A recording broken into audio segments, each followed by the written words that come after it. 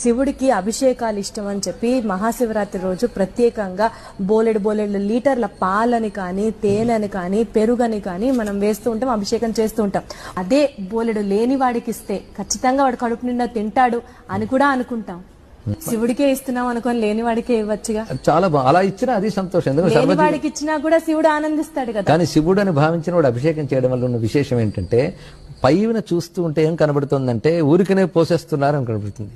దీనికి అందమైన సమాధానం చెప్పాలంటే ఒక చక్కటి వాక్యం ఉంది శాస్త్రంలో. వృక్షస్య మూలశేఖేన శాఖా పుష్యంతి వై యథా అనేటువంటి ఒక భావం ఉన్నది ఇక్కడ. అది ఎలా కనబడుతుందంటే మనకి చెట్టులో రావాల్సిన ఫలం కొమ్మల్లోనే దొరుకుతుంది. పళ్ళు కానీ పువ్వులు కానీ ఆకులు కానీ కొమ్మల్లోనే ఉంటాయి.